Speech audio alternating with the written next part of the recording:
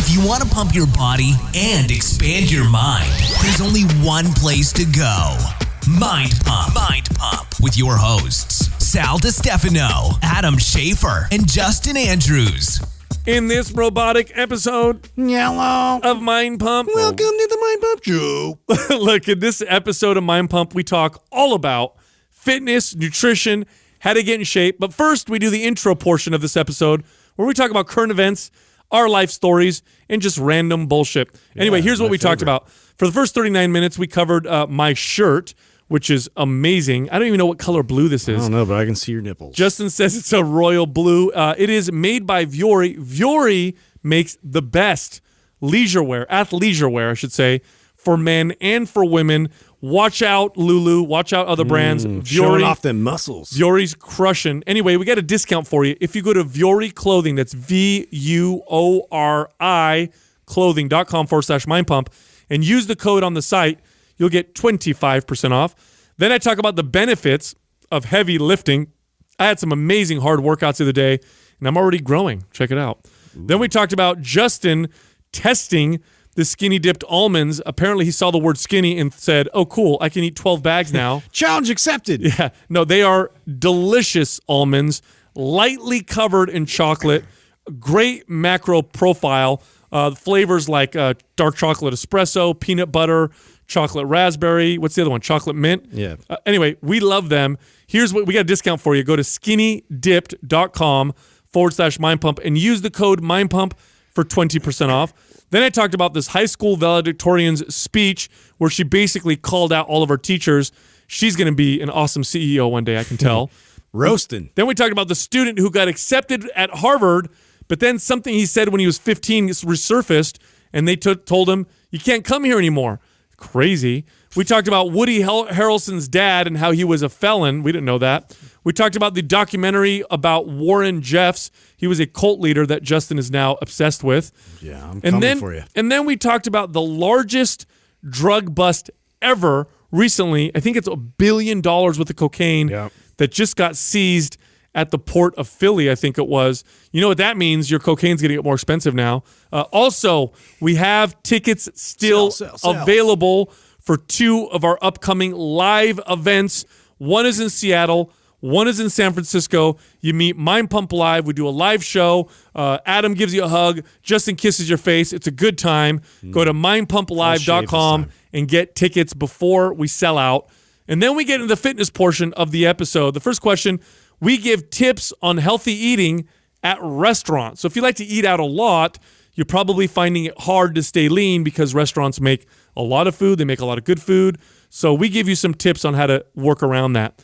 Next question, how do you balance training your body with being a great dad? This person is feeling a little guilty because they're missing time with their kids to work out. So we give our opinion on that. Next question, do we find it hard to live up to the image that our listeners have of us? No, we don't, because our listeners have a terrible image of us. That's easy to live up to. And the final question, what sport do we all wish we would have gotten into when we were growing up?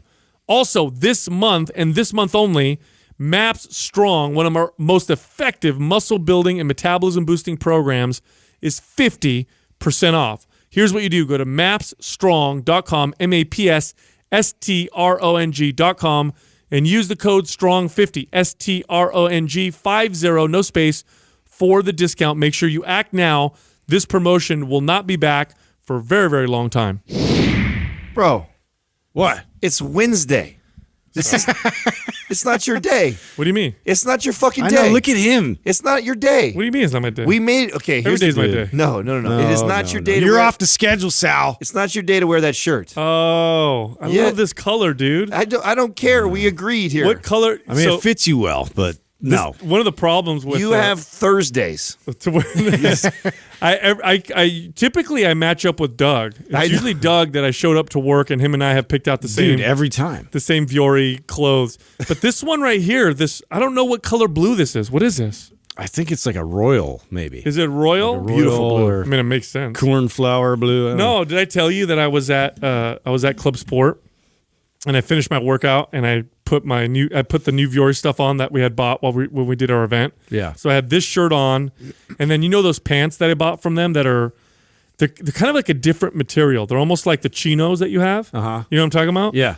So I had those on. I walk out, and there was a couple hanging out or whatever. God, you're handsome. Dude. No, and the guy and they were looking at me, and I looked at them, and I didn't know if they thought they listen to Mind Pump or something. Like sometimes I'll kind of stare a little long, like you can say hi if you want or whatever. And kind of a big deal. Hey, I'm a human being after all. It's weird, bro. It's fucking awkward. I'm not like don't act like it's not awkward for I'm you. like a god. Yeah, it's fun. I learned my lesson at the very beginning of this podcast when we were at the with the girls. Never again do I assume. Never again do I assume you know who I am. We're at that event. That's the best. The girls walk up to you and they're like, they have their phone camera out, and Adam looks at us. He's like, they're obviously fans. No problem. They're like, they give him the camera. They're like, can you take a picture of us? Yeah. He's like, wait a minute. But anyway, I was. They were kind of looking, so I looked back a little bit, and I'm like, are they going to say something? And then the guy goes, hey man, sorry, we're staring. He goes, we're just talking about how well dressed you are. What? Yeah, he goes, you're like an older man, well dressed. I was like, that's kind of a compliment. Like an older man? Yeah, I don't know. That's a compliment. That may be the best Vuroi commercial we've done yet. Yeah, if someone's given you a well-dressed compliment. I'm telling you, bro. What kind of shoes are you wearing? Thank you, Vuroi. I was wearing my the ones you guys call my fucking dad shoes. Why do you guys talk shit about those shoes? Because bro, they're comfortable. He's got polka dots on his like shoes. Planks. You wear the same shoes every day of your life. With Minnie Mouse. I do. I keep it consistent, man. Right. It's the classics. Screw you guys. Screw you guys. Classics only. It happened to me once, another time at the grocery store. I had on a Milton Friedman t-shirt because that's what nerds do, right? So I'm at the grocery store.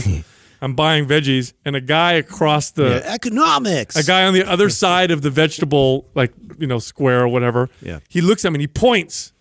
He just points at me and looks at me. I'm like, "What's up, man?" He goes, "Fuck yeah!" And I thought he was gonna be like Mind Pump, and he comes up and goes, "I love Milton Friedman." I was like, "Whoa!" Getting all thrown off, dude. I was like, "This is weird." Oh man, yeah. No, I have to get new. Dude, I made the mistake of buying the gray version of your shirt while we were down there, and I had ordered one with Rachel before I even left. Now you have two of them. So I have two of them, and you guys both have that same shirt, dude. Of course. I'm screwed. I can't even wear that shirt now. It's cool. I can't wait to the San Francisco one. I'm gonna have to go a totally different direction than you guys. Well, every time we go, you guys end up spending $1 million. Dude, it's like I'm gonna designate a section. I'm like, this is my section. You guys can't go venture in this section. I'm convinced the reason why they sponsor us is because we give them their money back. We have. We go and buy shit. Oh man, dude! I tell you what, like these assholes. Well, shit. You know how I told you guys yesterday? I did a old school heavy lift in my garage where I did like 5 sets, 5 reps, compound lifts.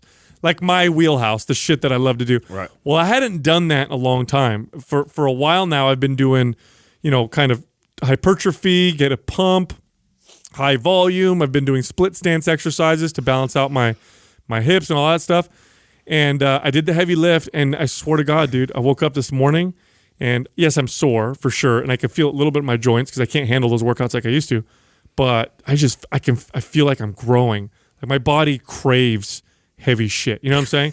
Isn't there a type of lifting that is like your bread and butter? Yeah. Did you guys find something like that for yourself? Like where obviously if you stick in it too long, stops working. But isn't there a type of lifting that's like your bread and butter? That's me. That's like doing like power cleans and doing like push press and stuff like that where I'm adding more like fast twitch snap. My body responds really well. Does to it? That. It's like it's old remnants of training like that for football. Mm-hmm. It's like once I got to that peak, I could really see a change in my body, and then I would like go away from it because it's fucking hard and it like taxing on my body. Yeah. What's your bread and butter? I don't think I have one. I think I suck at everything. Yeah, right. I think You do a little of everything. What have you done with Adam? I think What's this, a droid? Is this an AI computer talking? Oh wow. That's not Adam. I think I'm just average at everything. It's the story of my fucking life. You're good at being average? Yeah, I'm good at being average at everything. Super average man. No, I've definitely gone through phases where I'm all in on something, and during that time I feel good about it because a lot of effort is going towards it. But the moment I move out of it into something else, it's like death. There isn't one kind of training that you find your body just fucking responds the best to, and that you have maybe you enjoy the most. Yeah, you know what? It's No, because if you were to ask me that, depends when I ask you, right? Yeah, exactly. It depends on when you're asking me. Like right now, like I really, really like the mobility stuff, and because I never was that guy, I would never was into anything like that, and so a lot of my workout is kind of just geared around that. And I've gotten into that for the last, I don't know, it's been almost 2 years now, of me really digging being able to move better. And I just never cared. I cared so much before that. I was chasing like strength gains. And so, and you really got that going in me. I never was doing singles, doubles, triples. I never cared about PRs, but I never actually focused on that. And I was really interested to see, what could I get my deadlift up to? What could I get my squat up to? And boy, when I was I loved it, and my body was responding unbelievably to it.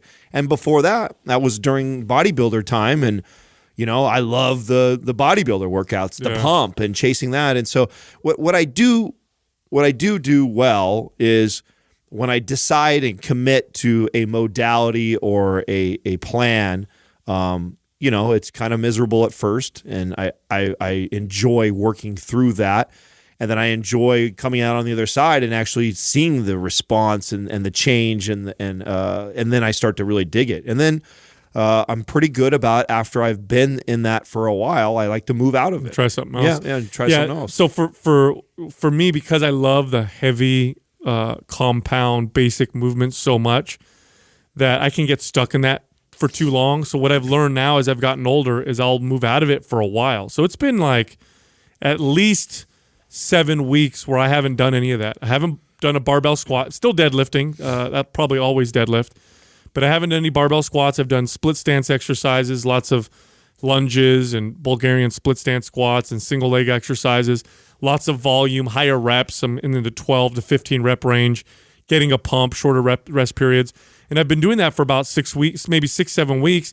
And so now when I go back to what my body just always responds great to, the heavy lifting, but because I haven't done it for a while, it was like, boom, like I could, like the next day I woke up and I'm like, whoa, I can feel it. Yeah. Now here's the difference. The difference is that heavy lifting, I don't know, the shelf life on it's not very long anymore. I don't know how long I'll be able to keep, because I'm not playing with little weights. You know what I mean? I'm squatting with over 300 pounds, and I'm pulling, 4 to mid 500 pounds. And I don't know how long the shelf life is for that kind of training. Because keep in mind, I've been lifting that way for a long time. So although I'm only 40, I've been working out like that since I was 15. You know what I'm saying? What I have pieced together is all those different modalities that you're talking about, what I'm talking about. I have connected it to differences that I feel or see in my body that I like. Right? Yeah. For example, like when I went on chasing after the PRs and I started lifting really heavy, and we went through that kind of the beginning of Mind Pump together.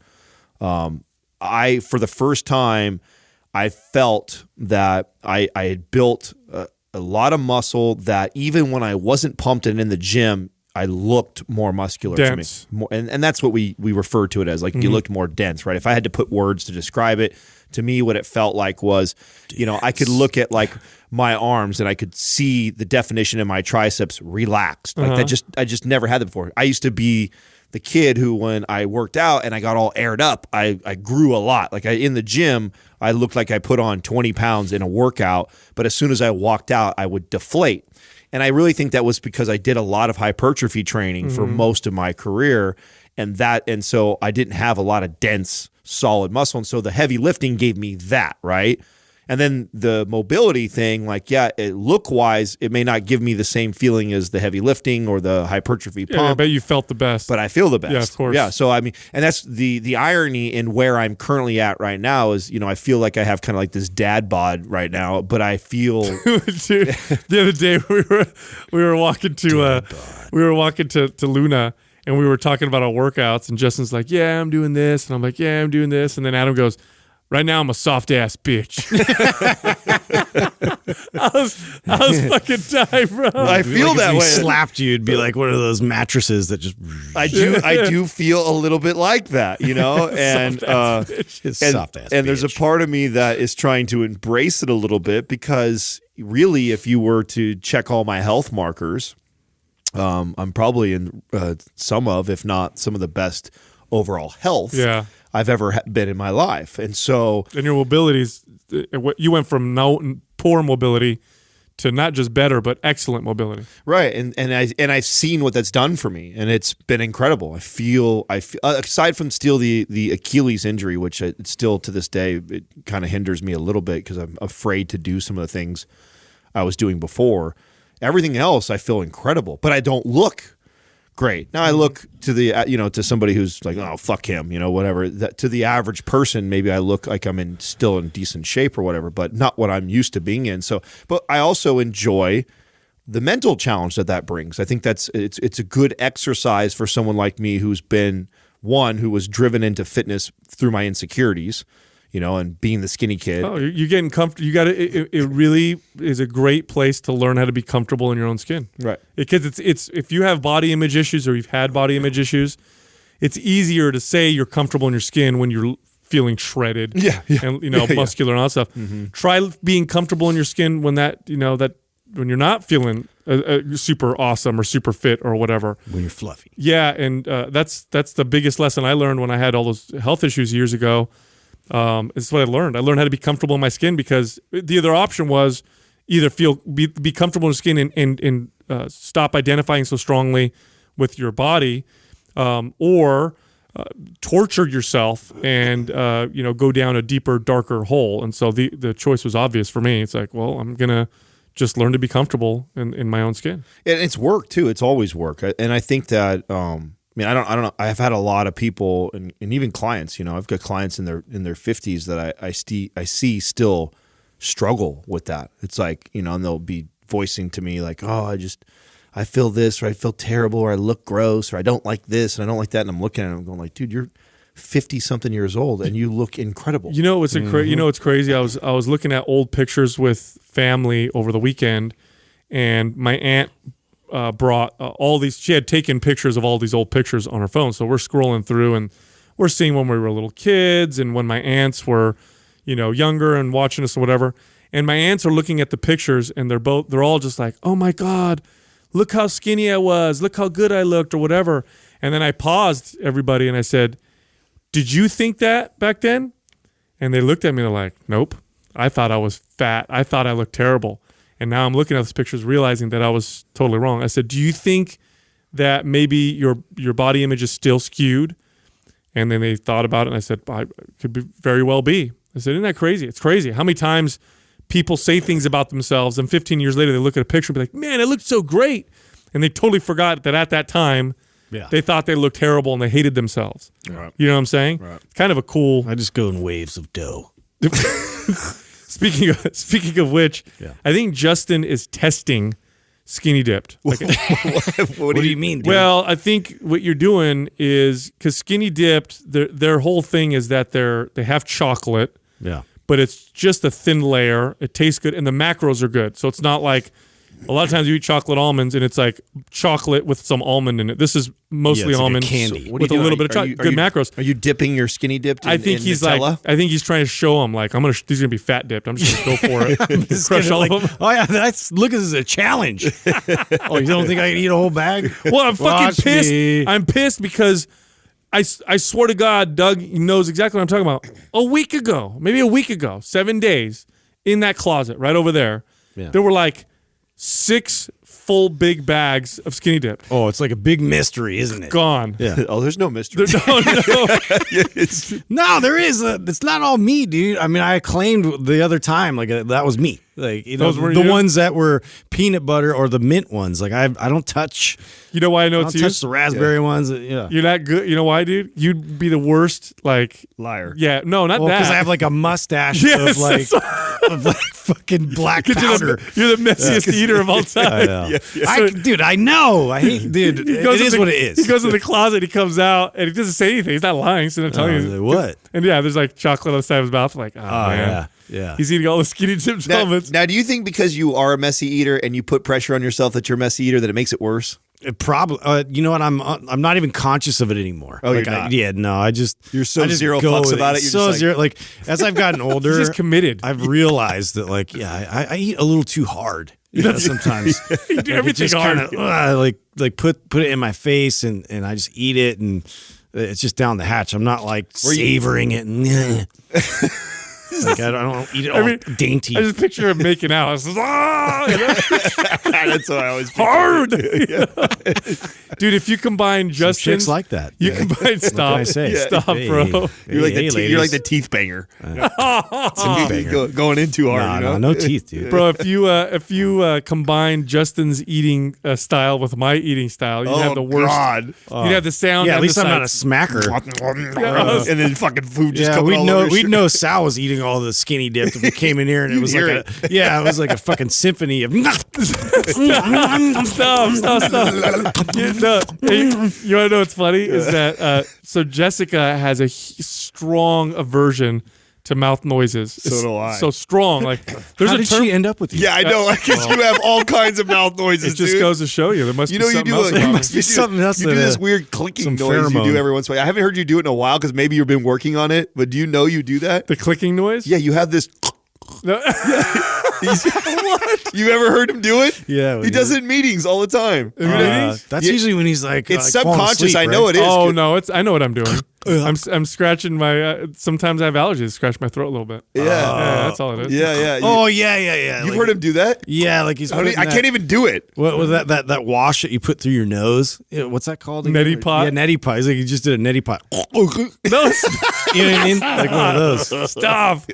So anyway, It's endearing. there's I a just have fat cheeks. So That's how there- you would know if I ate all the skinny dip. Yeah, bro. I Shove them all in I look there. like a squirrel when I come Bro, in. first of all, bro, I can hear you breathe. You'd be the worst spy of all time. I can hear you breathe from across the That's room. my allergies. Fuck The you. audience is so happy you don't eat on the podcast anymore.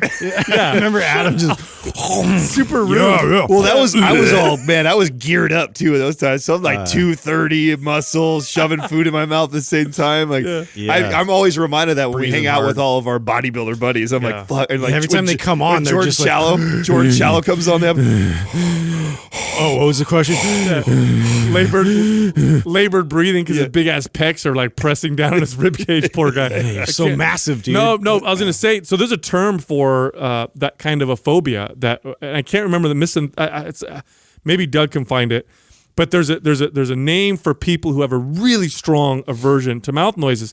And Jessica is borderline, like it really will bother her. Oh, wow. So I feel bad when we go to like family function, my family. Oh God, the whole probably why I don't hear you as much anymore. Italians just eat loud. It's just, and I didn't know this until because remember my ex-wife was. Well, Italian. of course, if you're all sitting at a dinner table, everybody's slurping. It seems normal. Totally normal. Yeah. There's so many things that I grew up with that I think are totally normal, but are quite cultural. What's the name of it? Oh. Misophonia. Yeah, that's the Sounds name made of it. up. Yeah, Yeah. I know it does, doesn't it? It does sound yeah. Misophonia. Misophonia. Yes. Anyway, so we go to my family functions, and I didn't realize that we did this because remember, my ex-wife was Italian, so she never said anything because she grew up with the same shit. And it's everybody's making mouth noises, and I realize it now because she points it out. So now I hear it, and I feel bad for her. And the older Italians are the worst. My grandfather cannot eat a bowl of pasta without. There's no retraining that. Oh no, he's fucking. You know he's enjoying his food. Yeah, you hear you're like, oh, is he eating? Is no eating again? Yeah. I can hear him. Oh my God, It's just a bunch. I'm of with sound. Jessica. Like I don't even like going to. Part of the reason why I hate seeing a movie on its opening night popcorn is because the amount of people chewing candy and food fucking drives me crazy, dude. That is annoying. Yeah, I can't stand that. It makes my skin crawl. Really? Yeah, just hearing all those people around. Yeah. Stop. Oh. You know what's funny? Every person who hates mouth noises just turn the podcast off. I know. How many of them Pissed made? everybody off. Hilarious. Anyway. Well, what are you gonna do? Yeah, good times. Yeah. So, did I tell you guys about that high school valedictorian speech that got all that You were press? telling me yesterday, but not Justin. I don't. Yeah, I know nothing about it. So this girl was valedictorian, obviously high performer, did a good job, whatever. So she gets up there and she starts roasting the school, like in a bad way. Oh. She says stuff like I'd like to the teachers, and she names the teachers for being so invested in your students' education and well-being, stuff like that. She says good stuff. And then she says the bad stuff. To my counselor, thank you for teaching me to fend for myself. You were always unavailable to my parents and I, despite appointments. She talked about a teacher who came to class drunk all the time. To the teacher who was regularly intoxicated during class this year, Thank you for using yourself as an example to teach students about the dangers of alcoholism. Oh my She God. just roasts the whole school. Could you imagine that? Valedictorian? Valedictorian. Wow. You imagine that, Awesome. like you pick the student, you're the staff. Yeah. You're like, you go up there, and then she goes, and all the parents are there. Yeah. So the teachers can't just blast you. You know what I mean? Because the She's parents got are her there. little soapbox. Was and there a decided to backlash? use Do you it. know anything else that happened from it? Well, the teachers didn't know what to do. Like, do we go up there and take her off the like, stage? cut the mic. No, she finished the whole speech. Did you guys hear about the kid, Kyle something, I forget his last name, who got accepted to Harvard and then they retracted it? No, why? Oh, you didn't hear this? So this kid, I want to say he's 17 or something like that, right? He's under 18. So he's 16, 17 years old and gets accepted to Harvard. First of all, Harvard's like, I think they get 45,000 applicants. You can't even apply unless you have a 4.0, right? Yeah. So it's like 45,000 brilliant kids a year apply to Harvard. 5% of those kids even get accepted. Wow. And this kid gets accepted and ends up getting it retracted. And the reason why was because something surfaced from when he was like 15 or 16, when he was online gaming with his friends and swearing and cussing, and they used all kinds of profanity, racial slurs, all kinds of... What, dude? Wow. Yes. Come on. Yes. He's a From kid. when he was 15? 16, I think, is what he was. 16? Now, how did that surface? I guess they do a serious Now, background check. that right there That's creeps me really out. invasive. That really That's creeps super me out. invasive, Yeah, dude. because here's what's happening with that. This is what's going to be kind of weird is that I don't care who you are.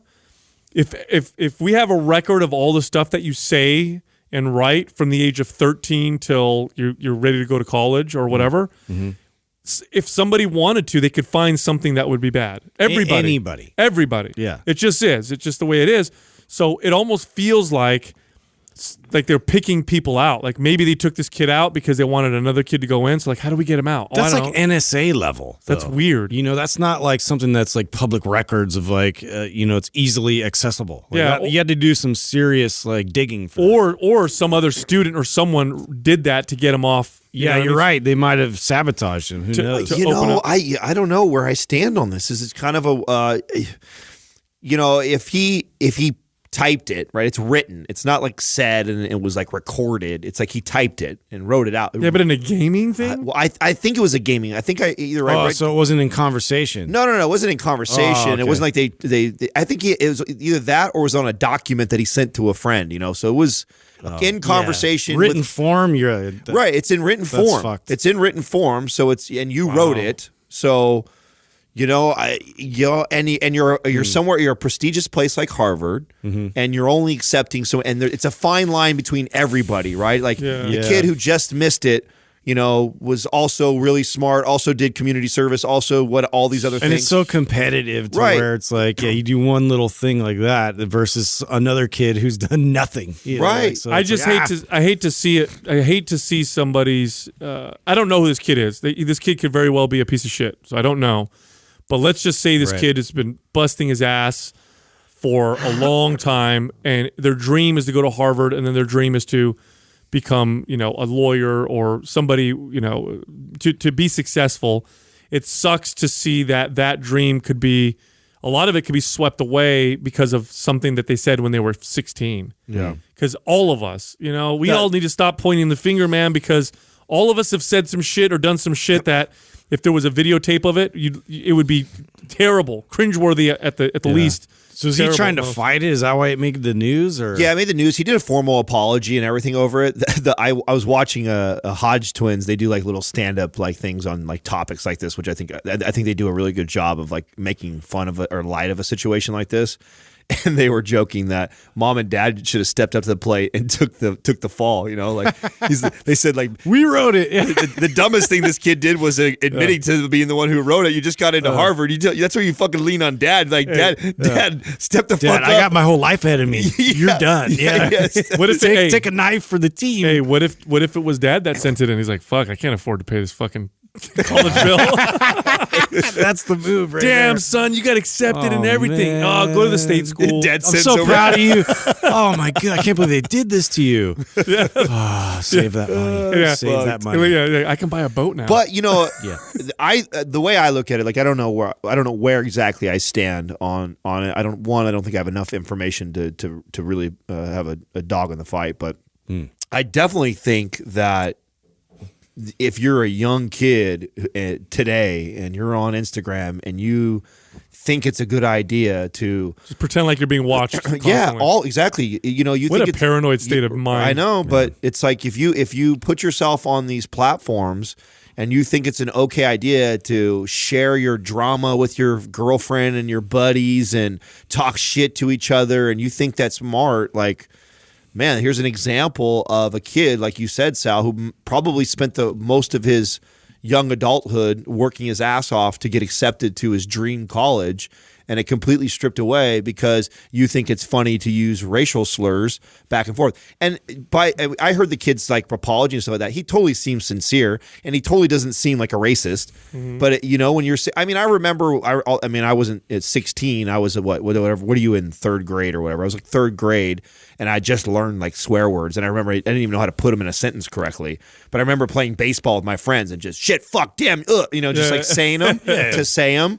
It's and like then, Tourette's. and You then just go for it. getting in school suspension because You of that. fuckhead or some shit like that. So you know, and obviously at 16 you're a little bit smarter, and this kid was obviously a smarter kid, so you should kind of know better. But you still are, God, you're a kid. Dude, still. it's weird that times have changed so much. I mean, when we were younger, when we were teenagers, most of the time, the vast majority, I'll say probably 99% of the time, we were doing things and saying things with our friends. There was no risk of anything being recorded. Yeah. Nobody had a camera with them. That was easy to just, because think about it now, kids have cell phones. So you're with your friends.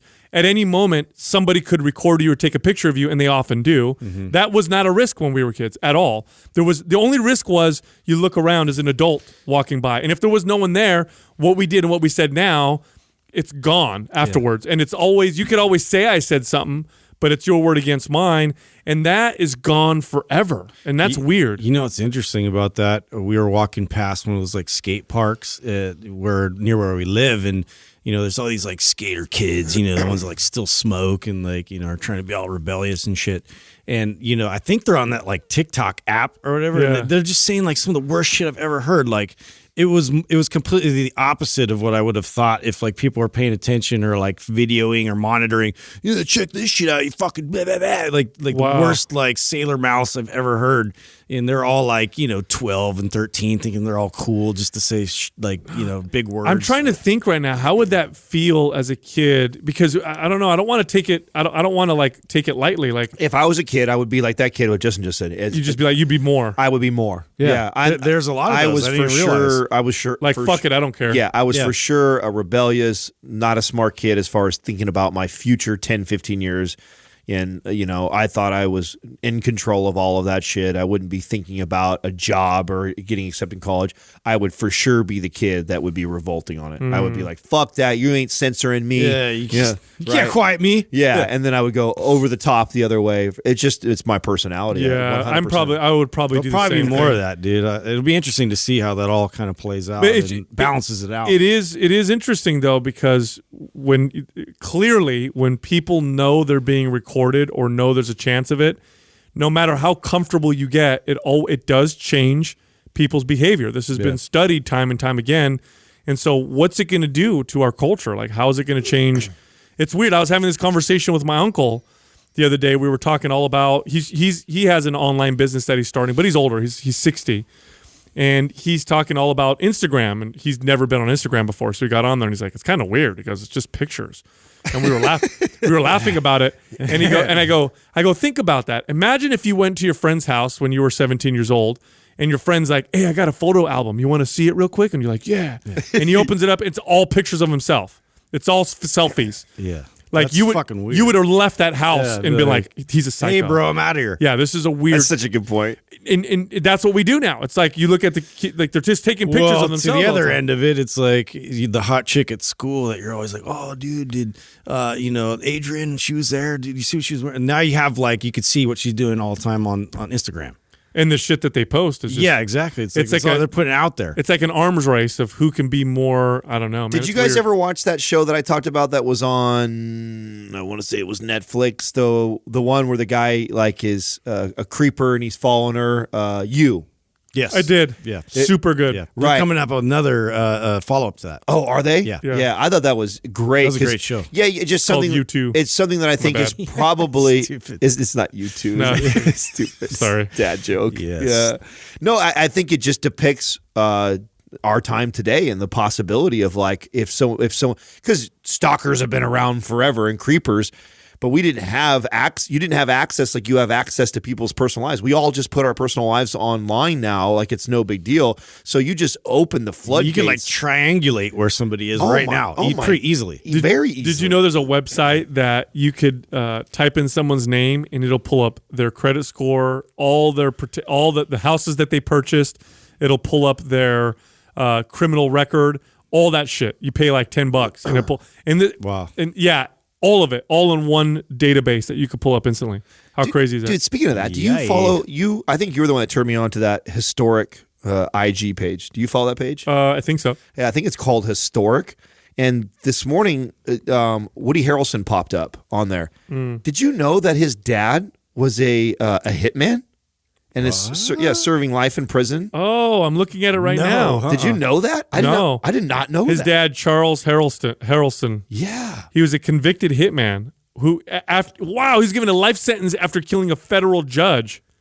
Holy cow. I didn't know that. That's wild. I know. No, he looks just like his dad a little bit, doesn't he? Yeah, it was like a younger version. That's a great Instagram page, isn't it? I do like it. I do like that page because every once in a while something like that pops up that I'm like, oh shit! Did you see? Go back a few more and you can see Angelina Jolie In the 90s? Yeah, I had the biggest crush on her I did too. way back in the day. I still do. Did you guys? Not Angelina anymore, dude. Jolie? Yeah, Really? she's lost her mind. Really? Yeah, she went crazy. She's unique, But- like a unique look. You know when I had a crush on her first? Did you? And this is a cult classic, kids. If you haven't seen this movie, look it up. Gone in 60 It's Seconds. fucking awesome and fun to watch. Hackers. Oh yeah, that's a good one. Remember Hackers? Yeah. It was. I loved her in Gone in 60 Seconds. Oh yeah, that's when she was full hot. Yeah, But Hackers. She went Hackers all was in. new. Like she was like, who's that girl? You know what I mean? That's when she was kind of whatever. Dude, Anyway. I got a good documentary for you guys. Oh, yeah? Yeah. It's FLDS was this cult. So I'm into these cult specific documentaries because it's just fascinating. He wants to me. make sure that I want to figure it out. if he sees you or I, Adam, go that direction, he wants to be able to call it quick. I want to spot them, as they're forming. For sure, he's more likely.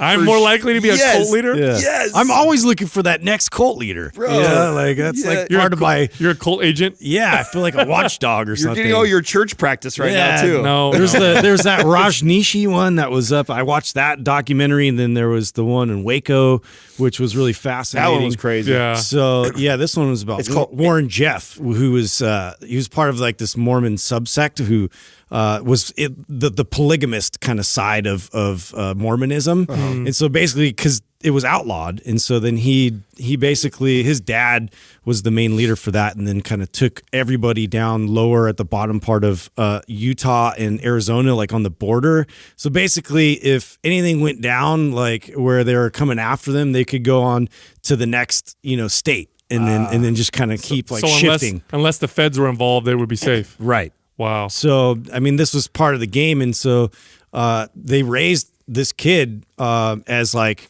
could do no wrong, and just turned into this psychopath. And he ended up being responsible, they think, for even like accelerating his dad's poor health and like feeding him like bad food, maybe even like poisoning him, and like basically taking over the throne of like this whole community. Whoa. And like, so his dad had like 20 something wives. He started to kind of take over some of his wives. And then he ended up like by the end, like he was at like 87 wives and like had like just a plethora of kids like everywhere. He was molesting all these kids. Oh my God. He was just a fucking piece of shit. This dude. is on Netflix. Is on Netflix? Yes. Oh, this is. Oh man, it infuriated me, dude. I was just like, wow. It's so weird how people. What's his name made this? Mark Manson made this point. How we're always telling people to just become better. You could be, you could improve your skills, hack your skills, whatever. And he's like, well, first you need to have good values because, like this guy, this cult leader, like all cult leaders, are incredibly gifted, charismatic leaders. Incredibly gifted, just twisting all the words, but their values are fucked. Yeah. So they're really good at their job, like Hitler, really good at what he did. Yeah. Terrible values, terrible human being. Well, it just sucks because like all of these people were so conditioned, like every word of like their leader was like gold, and so he could really do no wrong, and so he just used that completely. That's to what I mean. them. How that kind of that ability could be used for good, right? Right, exactly. If you would have put that towards something positive, like that whole community would be doing great things right now. So weird. Yeah. Series or an actual single? No, it was a single documentary. I think it was on either HBO or Showtime. I don't remember which one. Oh, so it wasn't Netflix? No. Okay. Did I say Netflix? Yeah, oh. you did. Yeah. Interesting. Psych. Yeah, that's interesting. Yeah. What's this, the largest drug bust ever that you were bringing up? Oh, yeah. Around? No, dude, that just happened on the port in Philly. It wasn't the all-time highest, but it was up there with the highest, and it was 16.5 tons. That's 33,000 pounds of cocaine. Whoa! That's a score. What the fuck? How do you smuggle that? You don't. It's on a ship, bro. They ship that in and pack the entire hole and everything? Well, no, I think it was in like 6 different containers. I mean, bro, you're talking about 33,000 pounds, dude. That's a fuck ton huge. of cocaine. Street value over $1 billion. Huge bust, bro. You know why that got? You know what happened there, right? What do you mean? Here's what I think happened with that. Because when you have that big of a drug shipment coming in, you're working with authorities. You have people paid off. Mm-hmm. There's people that you're working with. That's why you got to watch The Wire, dog. Somebody. Okay. Ask Doug. Where you at, Doug? Damn. Where you at in it, Doug? Right now? Where you at? Tell me. I am in episode 4 or 5. Okay, season 1. Season 1. Okay, Yeah, season 2. You can just break down you can interrupt Sal and break down exactly how it goes down. It's going to be a no for me, dog. Yeah. No for me, dog. Like Randy from shit from American Idol. It's going to be a no. That in season 2 of The Wire, they actually lay out the blueprints of exactly how that goes down. Because that's what happened. There's no way you're trying to smuggle that many. No, tons of drugs. there's too many things there's too many people it has to go. Which is why and something went bad. Well, they arrested like I think 6 or 8 people right out the gates that were on the boat. Just because to onboard that much cocaine, you can't just like slide that in your pants. I thought it was baby powder. Yeah. You don't just slide that in your pants. There's a lot of people that are having to be paid off and that are in on Johnson and Johnson. That's what I'm saying. I think something went wrong there where they were paying the right people off. It's going to come in, no hitch. Think about it. If you're a drug lord or whatever, you're not going to risk $1 billion of cocaine unless you got people paid off and you've been doing this shit. So something went wrong in the chain. You know what I'm saying? Like either the people they paid off switched out, or it was another mob boss that kind of got in on it and fucked him. Who knows? Well, I know is this is one of those things that which I like. Why I like talking about it is because this will become a movie in like 5 years. Oh yeah, like right now it's under investigation right now. Like the bust happened. Hell yeah, that had to have broke records. Of it did all time, right? all kinds of records. Yeah. It's one of the all-time biggest drug bust ever that's ever happened. I wonder though if they were able to get one through that was bigger than that. 100%. You don't come out the gates with $1 billion. Yeah, that's like the boldest move ever. Yeah, we work our way up to that. We start with about 10 grand worth of shit, then we work up to $100,000, then we work up to $1 million, then you work up to Let's $1 go billion. for $1 billion. I'd like to see I'm feeling lucky today. the agents that found it, like, damn, that's 13 tons. They're not going to miss a couple pounds. Put this little up. kilo in my pants. You know what's going to happen is this is just the economics side of me. You just took $1 billion of cocaine off the streets. Yeah, I know. If you got cocaine right now, it's worth a lot of money. Price of cocaine just went up, everybody. Oh, shit. If you got that coke, Supply and demand. save that shit. You just made yourself some money. Sell it again. The 80s are back. No, just Great kidding. mind pump advice. That's terrible. This Quaz brought to you by Organifi. For those days you fall short on getting your organic veggies or whole food nutrition, Organifi fills the gap with laboratory-tested certified organic superfoods to help give your health and performance the added edge. Try Organifi totally risk-free for 60 days by going to Organifi.com. That's ORGANIFI.com. And use the coupon code MINDPUMP for 20% off at checkout. First question is from Godzilla11112. What are some tips for eating healthy at restaurants? Oh, avoid the chips and bread. Yeah, that's actually And we're done. That's actually the best piece of advice. No, right no, there. that's the killer. Isn't it funny that restaurants do? I mean, it's like Well, they want you to eat more. they want you to get fat. Yeah. Okay, so I But love that's the game, I man. love I that used you to brought, be in that game. Yeah, I love that you brought that up, by the way, because people think that our appetite is governed by just how full we are, and yes, that does play a role, but it doesn't play nearly the same role as stimulating your appetite does with hyper palatable type of foods. Yeah, novelty. So if restaurants gave you free, by the way, restaurants are giving you free food that they have to pay for. So those chips and bread the restaurant pays for. No way in hell restaurants They would know do what they're that. doing. Exactly. They wouldn't do that if they knew it would make you order less food. They do that because it makes you order more food. Yep. It actually makes you eat more. So that's a great piece of advice. No, that's my first piece. The second piece, and this is something I always would tell clients, and it's always helped me, is I teach to eat your greens or your veggies first, then eat your protein / fat, and then last indulge in carbs if you're going to at all, right? Yes. So, and just by eating your food in that order, you'll be blown away by how many times you leave your plate. Because the way restaurants are nowadays, I mean, unless you're just starving going into it, it's rarely ever do I lick a plate clean. I mean, they give you so much. The American-sized plates. Our portions are insane. Our portions are crazy, right? You always end up filling up on all the carbs, though. And if you leave anything, you end up leaving some of the veggies, or the salad, or the exactly. or some of the steak or something like that. So I eat my greens first, eat that off the plate, then I eat the meat, and then if I still feel like I want more, then I'll allow myself to have some carbs. And if it's too much of a temptation, tell the waiter. This is what I do. When the waiter comes and takes our order, I'll say, don't bring it. Yeah, please don't bring any bread or chips. Because if it's sitting in front of me, then I'm probably going to want to just grab Scarf it down. Yeah, and it's funny. This might be a terrible analogy, but slightly inappropriate. So I had a Here we go. Here we go. Put my seatbelt on. No, I had a buddy a long time ago that he used to tell me that whenever he would want to call his ex-girlfriend, he'd go to the bathroom and take care of himself. And then he said he'd have a straight... What a great analogy. Yeah. He'd have a straight... You gotta clean the pipes. Yeah, so you think straight. That's exactly what he said. Yeah, man. And he said I that, totally get it. He said that his state of mind would be different because his state of mind was, and then he'd be like, no, I'm not going to call her. She was hella mean or whatever. And so what you're saying She's is... abusive. What you're saying, Adam, about eating the steak and the veggies first, like make your decision about the starches or the sugars after you've eaten the proteins. Just like masturbating. And the vegetables. Exactly. After you eat makes those, sense. your state of mind is different. So after you eat a big steak and eat some veggies, then be like, all right, do I want some pasta? So teenage boys all over the country right now are running in the restroom, masturbating between chips and bread. No. Oh, that's that's I'm a just it's different analogy. combo. Yeah, it's not the Different exact same. combo. No, that's exactly what I tell my clients. I tell them avoid the free bread and chips.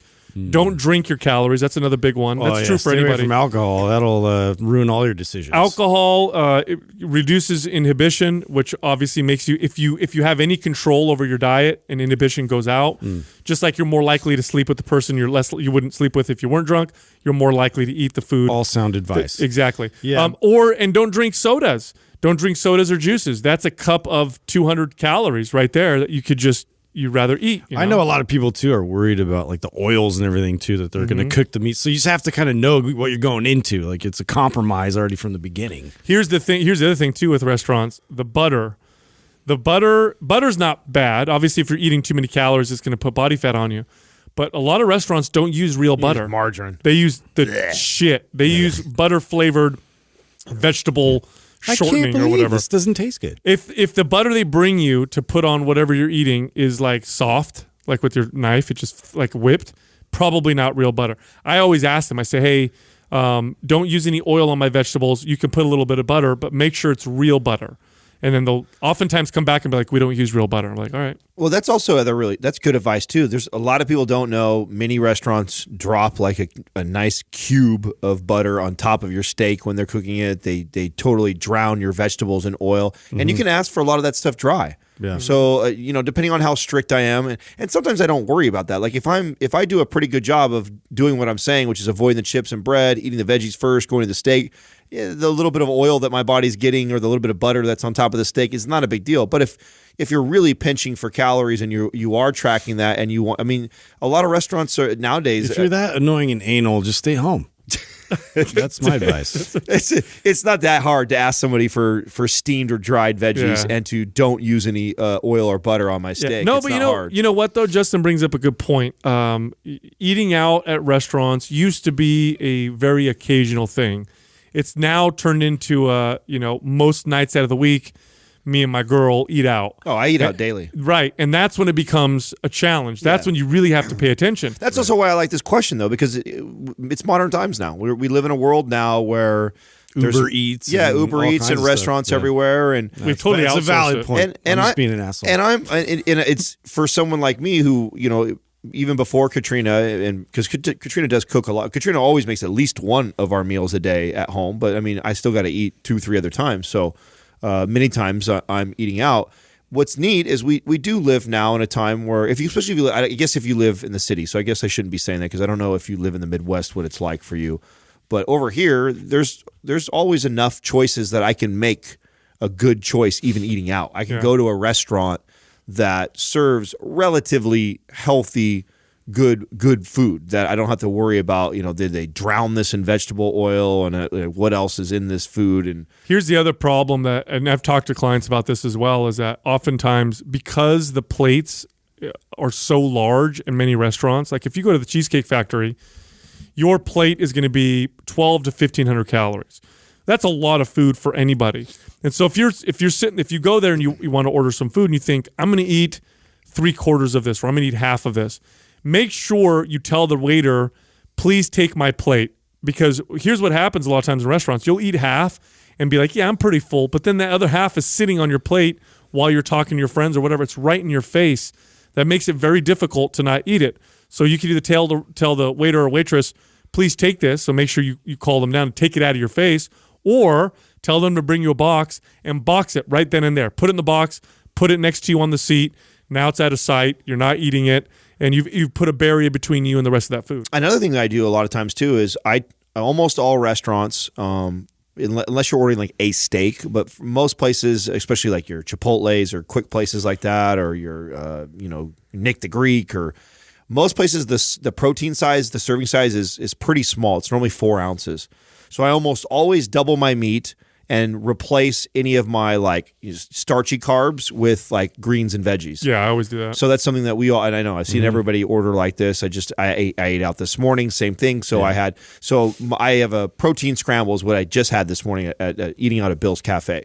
And with the protein scramble, it's normally egg whites, which I think is funny. So I put regular eggs in there. And instead of and it's normally 2 eggs, and then it's got apple sausage, all kinds of stuff. And then it normally comes with hash browns, toast, and fruit, and all this other shit. So what I actually do is I say, I want 4 eggs, whole eggs, in my scramble. And instead of the hash browns, all I want is fruit and sourdough dry bread, and that's how I eat my morning breakfast. So there's lots of little things that you could do like that. I think that saves calories and makes it something that's a little bit more balanced. And back to Justin's point about not eating out, like here's how I view eating out at restaurants. I don't eat out super often, but when I do, it's eating out. It's an event. It's something I'm going to do with the person I enjoy being with, and so I don't really pay too much attention in terms of I'm not going out to eat for its nutritional value. When I eat, most of the time, that's how I eat. Yeah, but when I'm going to eat out, for me at least, I'm going out to eat for the enjoyment of eating out. And so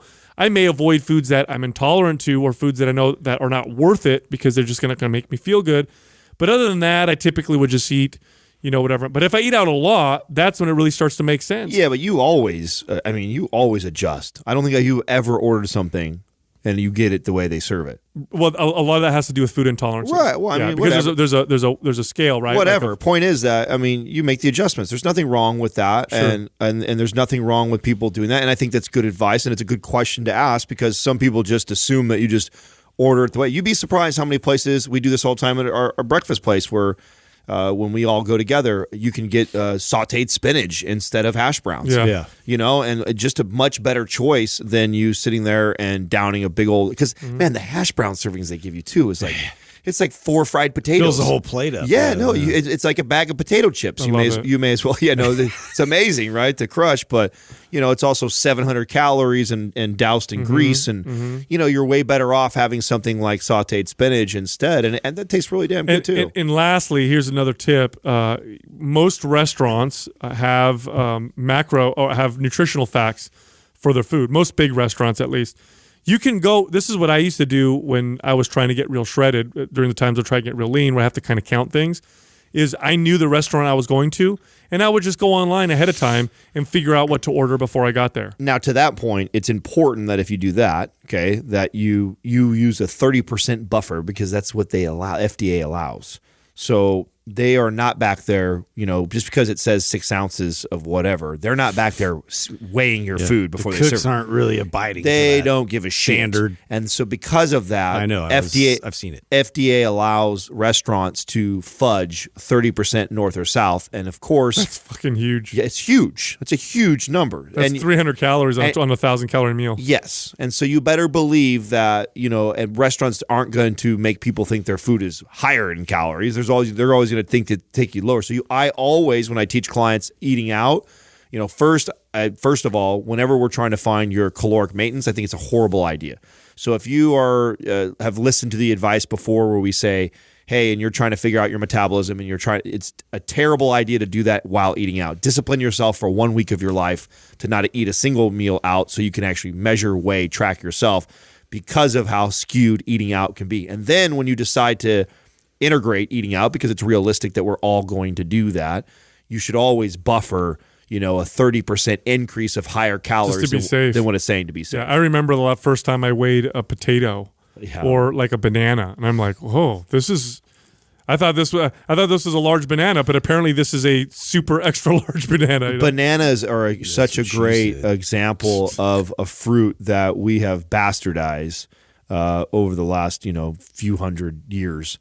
And it looks totally different than if you open a nutrition book. Normally, it'll be a small, a medium, a large, and maybe an extra large banana.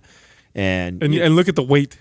Well, this is where I'm heading with this point. Is we would look at our bananas, and the bananas that you think are the smallest bananas you've ever seen in the grocery store, you would think that is like some anomaly, and it doesn't even fall in that category. But that's like a medium or a normal banana. And what we see as like a normal banana doesn't even register in the nutrition books. It's two extra large bananas. It is. It literally is like that. So if you actually weigh it, to your point, Sal, because they'll also give you that. They'll be like, oh, extra large banana, which also equates to, you know, X amount of ounces. Yeah. And if you actually put it on the scale and weigh it out and do the math, you're like, holy shit, that large banana is a 50 grams of sugar? Yeah. That's crazy. Yeah, according to this chart, this banana could feed a family of 4 for dinner. Yes. That's crazy. Next question is from CMOS23. How do you balance training and being a great dad? It's tough. I struggle with crazy guilt if I miss any of my 4-year-old's life to train. You look. This is a big lesson for people with kids and fitness. You cannot pour from an empty cup. Okay, so you can't give your son your all or your daughter your all if you aren't available to provide your all, because your health is poor, because your sleep isn't good, because you just don't feel good. I know how much better and more effective of a parent I am when I'm feeling good and I'm feeling healthy. Now, this doesn't mean that you obsess over your fitness and you're doing it for hours and hours a day and it's impeding in your life, but it does mean that you should definitely take care of yourself. The number one comment I would get from clients when they would first hire me, because a lot of my clients were these executives, these hardworking type A executives. One of the number one comments I would get was how much better they were at their job. Mm-hmm. They're like, I didn't realize that I would take time off of work to work out, which was hard for them because they were so dedicated to the jobs. And then they became more effective at work. Same thing with parents. You'll find that because you take care of yourself, you're happier, you have more patience, and you'll live longer. You're just going to have a longer, healthier life to be there for your kid. Most important thing. Yeah, I mean, it's so important. Exactly what you said, to really like hone in on bettering yourself so you could be a better, have that energy and pour that energy into your family. One thing, I made space to make sure I got in resistance training, but then basically like any cardio or any excess activity, I was incorporating everybody with that. Great idea. We're going on hikes. So I'm going this like honestly, there's no reason for you to do cardio by yourself anyway. I find it like insane to me that somebody's gonna just fucking run on a treadmill forever to nowhere by yourself. This is my time. What are you doing? You're not a hamster. Fuck off! I do that. Like, why? What? Like, what's the point of that? Do something productive. Like, chase your kids. Yeah, exactly. Like, anyways, that's a little rant, but honestly, if you incorporate them in structure things like outside where you can do activities, you can do cardio, you can work out, whatever. No kid wants the fat dad, man. Yeah. You know, no kid wants the fat dad. So take care of your shit. And I think that to Sal's point, it's if it gets to the point where you're so addicted to exercise that it impedes on your relationship with your kid, that's a bad place to be. But absolutely, when you exercise, you'll be surprised on how much better of a father or you are at everything that you do. You put more into it. It never ceases to amaze me, even to this day. Like, I'll have, just 2 days ago, I was sharing with Katrina that I was all motivated to work out the day before, saying, oh, tomorrow morning I'm gonna get this hard workout, blah, blah. And then I just had a long day. We had to record. I had to do 3 podcasts because we did our 2 here, and then I had an interview, and then we had a meeting in the morning, and just a lot of shit. And I was like, I was all groggy, tired, fatigued. And I'm like, no, I committed to working out. So I went to the gym and trained hard. And then afterwards I came home and I had all this energy. And now I wanted to clean the house. I went for a walk again with Katrina afterwards. And I know, had I not done that, what I would have done was went to the couch and made an excuse for myself on why I was so tired, because I rightfully so. I worked real hard all day long. I did all this stuff. I was, quote unquote productive. And so it would have been really easy for me to melt into the couch and call it a day. But because I went out there, I trained, and it's amazing how that makes you feel. And then I become more productive at the house. Well, that transfers over into fatherhood. So. Absolutely. Exercise and activity is necessary for good health. And people don't realize this. Like, let me rephrase his question. How do you balance eating and being a great dad? I struggle with crazy guilt if I miss any of my 4-year-old's life to eat. That sounds silly, right? Like, no parent would be like, I'm not going to eat. That's time away from my kids. Because we know that eating is necessary. Well, activity is also necessary. And now it's not going to kill you as fast as not eating, but it will reduce the quality of your life, and it will shorten your life. We know this for a fact.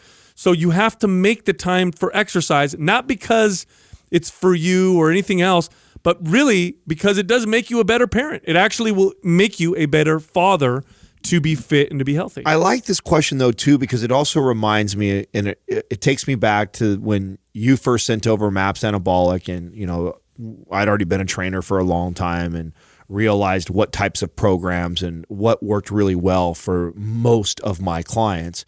And most of my clients is just like this guy. Sure. He has a life, and he cares about his kids, and he cares about other things than just training and being in shape. And so he's torn between, all the muscle fitness magazines telling me that I need to be in here, 5 to 7 days. Super ultra committed. Yeah, 5 to 7 days a week and carrying my Tupperware around. It's like, no, actually, you could spend 3 hours a week in the gym, and do a full body routine and train smart. And that's not a lot of time to commit. And that's when Sal sent over MAPS Anabolic, and I remember seeing that going like, dude, this is what it took me most of my career to get to realize that this is what's most beneficial for 90% of the people out there. So, there's your answer is, 3 hours a week is not a lot of time to have to commit. That's the whole game, like, that you're going to keep facing, is how to maximize your time, how to be more efficient with what you're doing, like across the board. We've talked about this business-wise too. It's like, you can't just be there all day anymore. You can't just be available to everybody like on a whim. Like, you have to be very structured, and you have to, start figuring that out. And, that's an important part. Fitness is integral to your health. So get more efficient with it and follow a very specific program. It will help you to stay tight with that. Next question is from Taylor Bacca. Do you find it hard to live up to the image your listeners have of you? What's that image? I was just going to say this would have been. I want to know. This would have been better served with afterwards saying Justin this, Adam that, Sal this. No, you know why it's not hard? So here's the thing: like we did not go into this as media people. As creating an image. We didn't go into this as media people. None of us had any acting experience. None of us had any media experience, podcast experience. All of us were in our mid-30s when we started this. All of us had been trainers or had been in fitness for 15 to 20 years. So we didn't know to do anything other than just be ourselves. So my image is just me. And what's going to end up happening is if you listen to the podcast long enough, you hear me change because that's what happens to people. Yeah. They change. So if someone meets me, there's no image that I'm trying to portray. I'm just being myself. But I can imagine how stressful that would be because we've met a lot of YouTubers and Instagram celebrities through this job, and you meet them in person and you realize they are not at all like the people that they portray, and that's stressful. I feel like I got a taste of this a little bit at the very beginning because when we first started the podcast, it was already in the middle of me competing. And so I think at the very beginning that people that listen to the podcast, right away wanted to put me in a box of, Adam's the that's your identity. Yeah, right Adam's there. the bro bodybuilder asshole guy. Like that's my character, right? They had a half right. Yeah. The asshole part is true. Yeah. I will cop to that for sure. Yeah. But the bodybuilder thing is so not true. Yeah. And a guy that's into that. And of course, my Instagram is full of selfies and shirt pictures and before and afters and all this shit like that. And so I could totally see how that was an image that someone had of me, like, oh, he's totally the competitor guy. And I probably attracted a lot of those people. And so I struggled with that a little bit, not because I was wanting to live up to that image, because I actually wanted to break that image. I don't think I have that anymore now. In fact, I think we have more followers today that actually know me. For sure, I know that because we've more than quadrupled since we've started the podcast. And the people that are now on probably know me better because I've shared different journeys during this whole podcast, and I think they realize like I'm not just a bodybuilder guy. There's lots of other things that I like to do and train and I'm about, and so which is more who I am. So at the beginning, I definitely felt that. So I could identify with somebody who puts themselves out there on social media with the intentions of trying to build a business, and they're putting a character out there, which that wasn't my intention. It was just where I was at in my life. Yeah, I don't think that's the thing. I don't think I don't think it was anything weird because it was accurate for the time. Right. At the time, that's what you were doing. And I owned it 100%. Yeah, and that's what I'm saying. I can't think of anything that we've done or anything. I can't think of anything you did or Justin did that wasn't you. Like it's always been you. There's nothing, and honestly, to be honest with you, none of it's planned. It's not like we planned to be like ourselves. Because we didn't know you could be anything else. Different. I think too. I feel more like I'm portraying a little bit more of my personality and like who I really am. Like it's starting to kind of get closer to that because I think in the beginning it was just so hard because I was consciously so much in my mind about like how do I handle this? How do I express opinions all the time, and like how do I interject when I need to interject, and how do I talk for this long? It's like it was a struggle. It's actually become easier, right? Like totally. I think the longer we've done this, the more ourselves. Maybe we're coming through more, and just mainly because we're more comfortable. Yeah, right. That's how I feel. Yeah, because the only skewed image that someone might have had early on was just because it was our nervous selves presenting ourselves. And, when I'm nervous, I probably cuss more. My sense of humor, believe it or not, gets darker when I'm when I'm nervous. And so that might be, a little different, but it's still me. It's just nervous me. You know what I'm saying? Right. I agree. Yeah. So, but I feel bad for people in the space who portray something that they're not, because that's got to be really stressful to constantly pretend that you're someone else. Oh yeah. And you almost, it's the human psyche is interesting. If you do that enough, you actually do create somewhat of a split personality where like Bill Cosby, like he's this super nice, great dad, good guy, but then he's also a fucking horrible human being that was, drugging people. Especially with morals and stuff like that. Like I start watching people when they get real like judgmental and like sort of condoning people for their behaviors and all this and like really like projecting outward and not like it's not about them anymore. It's about like everybody else needs to act like this. You need to do like I'm like, oh really? Like what are you going through? Yeah, what's in your closet? What are you hiding? Exactly. No, but what ends up happening is someone like that, like again, like Bill Cosby, who literally had two opposing personalities, two opposing personas. You had the Bill Cosby that we all grew up and knew, who was honestly probably Dr. Huxtable. Yeah, he was one of the most loved people in America. He was the nicest man. He was a dad. He was smart. Never said bad words. None of his comedy had any cursing or profanity. Clean dude, great guy, stand-up person, probably America's favorite man.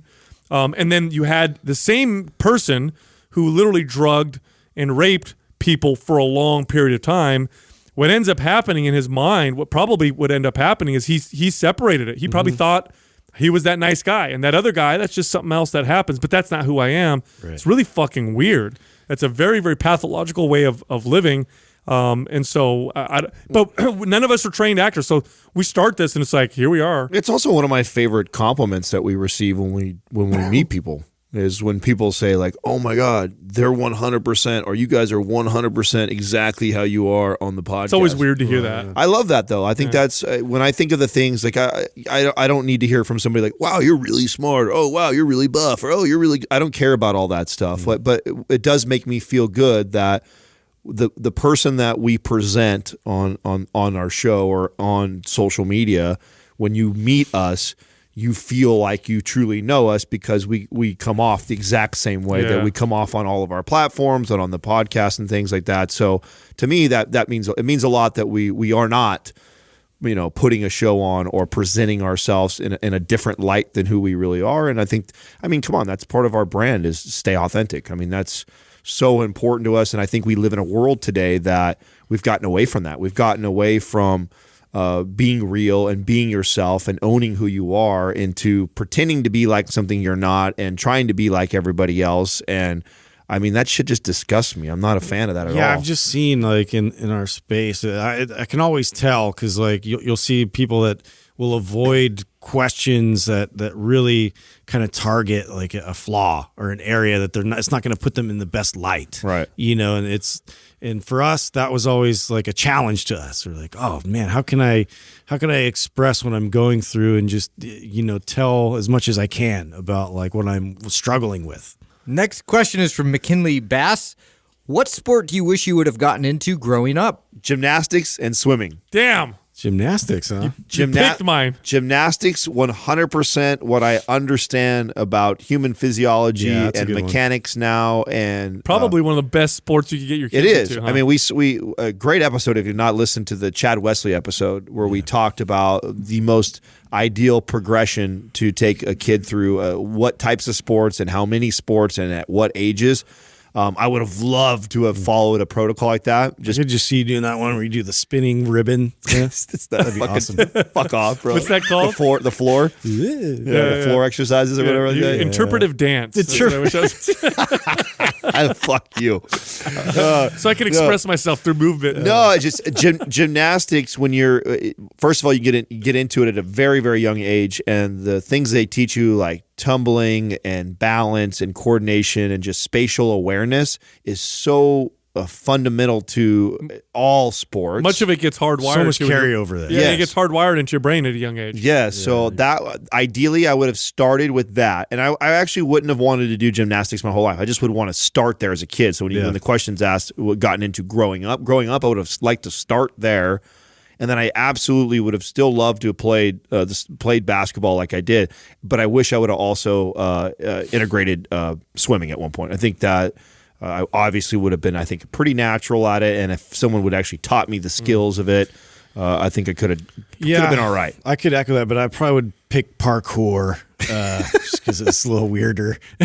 Was that even a sport when we were kids? It wasn't then. It wasn't then, but it is now. Like I'm actually like I'm putting my kids in because I was like, man, I really like secretly wish I would have done it. You know, just like doing these weird like.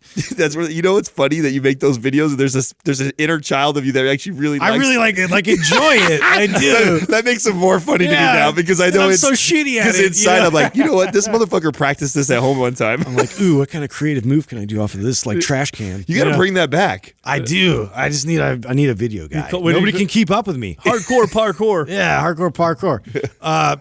But I also wish I would have wrestled before I played football too. That was a thing that a couple of my friends, man, they just had that. It just enhanced their tackling technique. It enhanced their strength, like person to person, their endurance. I just wasn't really all into the whole singlet thing, so I couldn't get roll past around that. with other men. Yeah, I couldn't get past that fact. Scared of getting a boner. Yeah, it was 100%. Yeah, a real challenge there. But yeah, other than that, I think I played football, I played basketball, I played baseball, I played rugby, so I'm pretty good. Maybe lacrosse. Yeah. The only two sports that I actually trained in and then competed in were judo and jiu-jitsu. Now, I will say this. I'm extremely happy that I did those two things. I think it's very important for kids to learn how to fight at an early age, not because you're going to go out and kick people's asses, but because it does build confidence. It does. When you're in a situation, especially as a boy, there's always a threat of violence. And what I mean by that is, and girls don't experience this as much, but when you're in an altercation with another boy, let's say you're 10 or you're 12 or 13, and another boy has a problem with you or you're arguing with a boy, and again, this is different for men than for women, there's always a threat of violence. But not that it's going to happen. It's just a pecking order of like who's the tough one. Yeah, there's always a little bit of that, right? Like it's like when you're in the car with your girlfriend and the guy cuts you off and then your girlfriend flips him off and you get mad at her because she doesn't understand that there's a threat of violence with men. And if I'm going to flip a guy off, I have to be willing to engage. Whereas with women, oftentimes, or girls, they don't necessarily... That doesn't happen. They could say something to each other like, you bitch, and she doesn't think to herself like she's going to punch me. Right. We have to, and this is just growing up male, there's always a little bit of that. And the confidence you get from martial arts, if it's done the right way, it makes you less of an asshole and less aggressive. You're just more confident. You're more cool. Mm-hmm. Like when I did judo and I felt confident with my ability, or jiu-jitsu, and somebody cut me off or said something, I was less likely to do anything or to say anything, but I was very confident with it. And I knew, like, well, if something happens, I can handle myself. So I was very proud of doing those. But I agree with Adam and say that gymnastics is a sport that I really wish that I did growing up, because it teaches you body awareness in a well-rounded way, much more so than other sports that I can think of. And these skills become hardwired into your brain. There's things that you can learn as a kid that you can never learn as well once you pass a certain age. An example is language. I could go take classes and learn how to speak Chinese, for example, and I could try very, very hard and dedicate myself. And after a few years, I could probably learn how to speak Chinese quite well, but I'll always have an accent. No matter what, I'll never be able to speak it fluently like a native Chinese person. Now, if I learned it as a child, I would learn how to speak Chinese without an accent. I would learn how to speak it like a native person. This is true for movement as well. There are parts of your brain that are done developing at a certain point. So if you never learn to build this body awareness as a child, you could still develop quite a bit as an adult, but you miss that window of opportunity.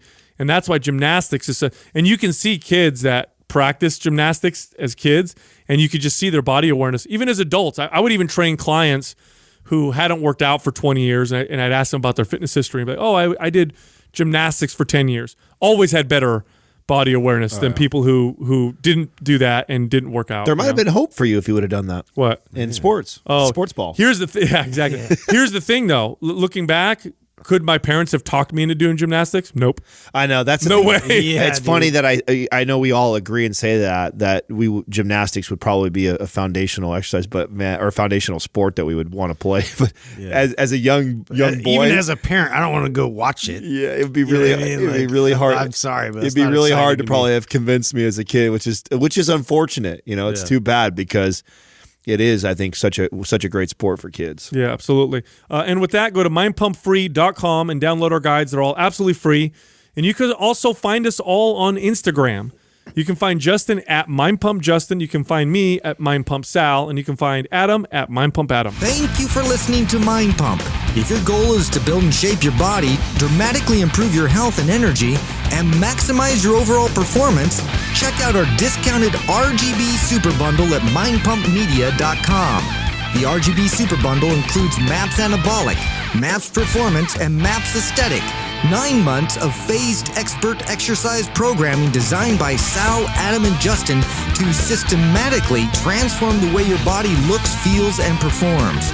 With detailed workout blueprints and over 200 videos, the RGB Super Bundle is like having Sal, Adam, and Justin as your own personal trainers, but at a fraction of the price. The RGB Super Bundle has a full 30-day money-back guarantee, and you can get it now plus other valuable free resources at mindpumpmedia.com. If you enjoy this show, please share the love by leaving us a 5-star rating and review on iTunes and by introducing Mind Pump to your friends and family. We thank you for your support, and until next time, this is Mind Pump.